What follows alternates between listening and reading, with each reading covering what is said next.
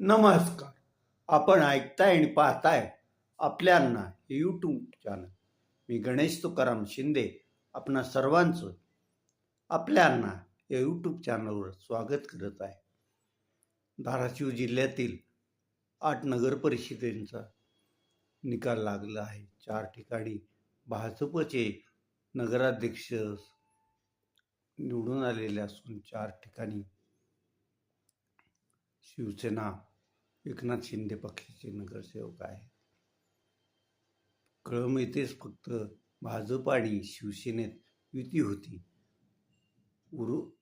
इतर ठिकाणी परंडा आणि भूम येथे एकनाथ शिंदे पक्ष स्वतंत्र लढला होता.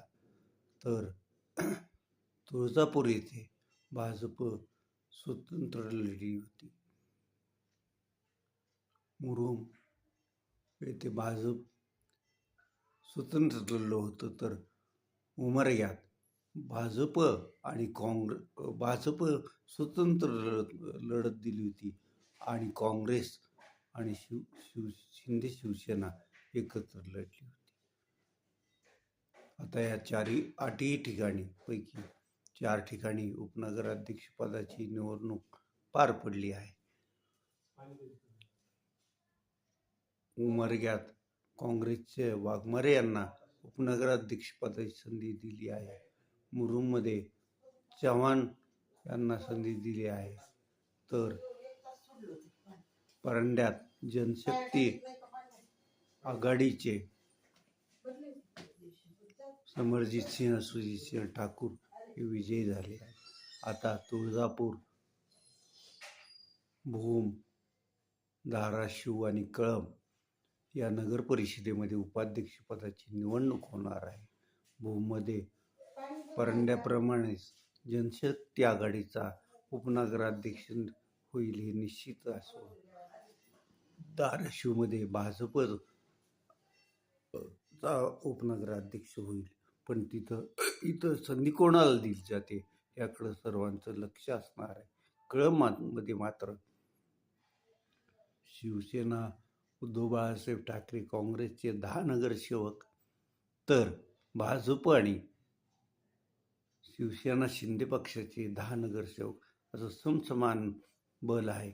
मात्र नगराध्यक्षांना सभागृहात मतदानाचा हक्क असल्यामुळं महायुतीकडं एकमत जास्त असणार आहे. त्यामुळं इथं भाजपचाच उपनगराध्यक्ष होतो की वेगळं काही घडतं याकडं पण सर्वांचं लक्ष असणार आहे.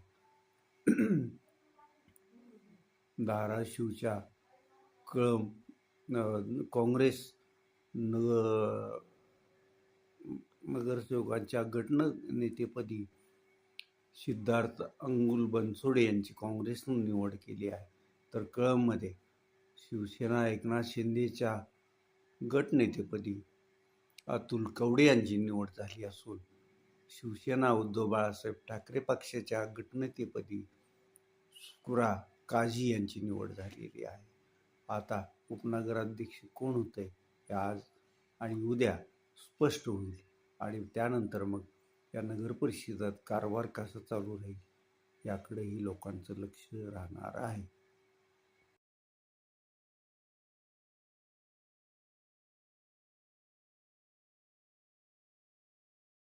राज्य निवडणूक आयोगानं परवा महाराष्ट्रातील 12 जिल्हा परिषद आणि 125 पंचायत समिती गणाच्या निवडणुका जाहीर केल्या आहे. धाराशिव जिल्ह्याची ही निवडणूक जाहीर झाली असून 5 फेब्रुवारीला मतदान होणार आहे. धाराशिव जिल्हा परिषदेत 55 गट असून 110 पंचायत समितीचे गण आहेत. धाराशिव जिल्हा परिषदेच्या 55 गटापैकी येडशी हा 6 गावांचा गट सर्वात लहान असून परंडा तालुक्यातील डोंजा हा 19 गाव समाविष्ट असणारा जिल्हा परिषदेचा गट मोठा आहे. आता जिल्हा परिषद आणि पंचायत समितीसाठी आपल्या पक्षातील कोणाला उमेदवारी द्यायची, कोण निवडून येण्याच्या ताकदीचा आहे यावर सध्या सर्वच पक्षाचे नेते अभ्यास करत असून या आठवडाभरात त्यांना आपले उमेदवार कोण असतील असं ठरवावं लागेल आणि निवडणुकीला सामोरं जावं लागेल.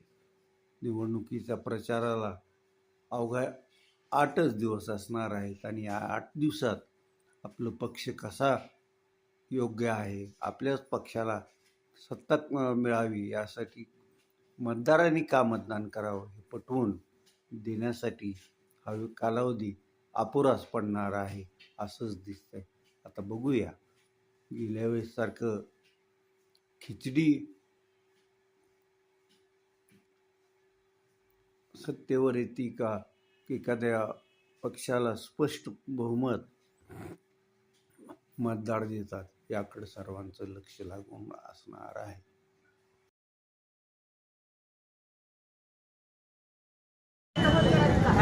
त्या घटकांची मी दिलगिरी व्यक्त करतो. गाड्या बंद करा, गाड्या बंद करा ते 2 मिनिटं. आज हा रस्ता जातोय कशासाठी केला जातोय? अनुष्का नावाची चिमुकली बालिका नवोदयमध्ये तिचा नंबर लागला. तिच्या आई वडिलांना फोनवर दररोज पहिल्यांदा जय हिंद म्हणून बोलायची.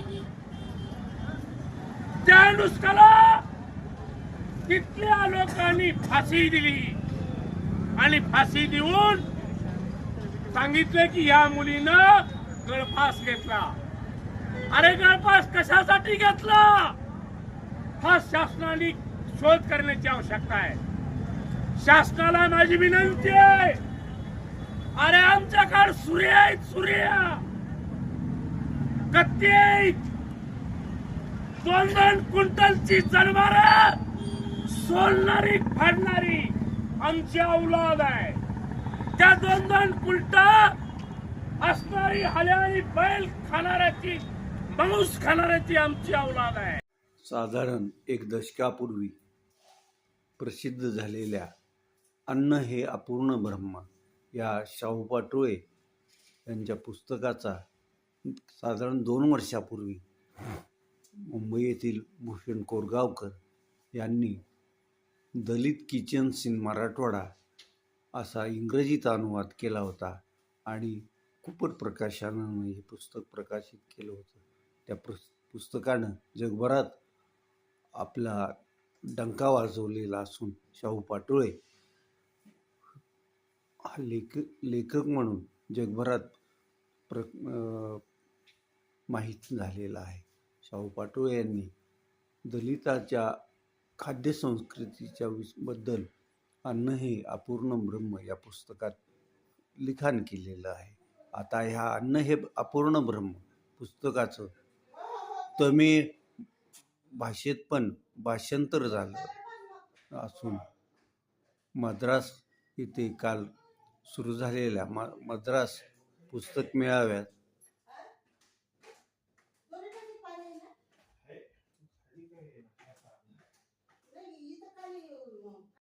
ह्यावेळेस दिवाळीचा आनंद द्विगुणित करण्यासाठी 2025चा दखल दिवाळी अंक आणि दिवाळीचा आनंद साजरा करण्यासाठी तुम्हीही दिवाळी अंक वाचू शकता. धन्यवाद. या अन्न हे अपूर्ण ब्रह्म पुस्तकाची तमिळावरती प्रकाशित झाली आहे. आता तमिळ वाचक, तामिळनाडूतील लोक या पुस्तकाचं कसं स्वागत करतात, यावर काय प्रतिक्रिया देतात आणि शाहू पाटोळे आता तामिळनाडूत पण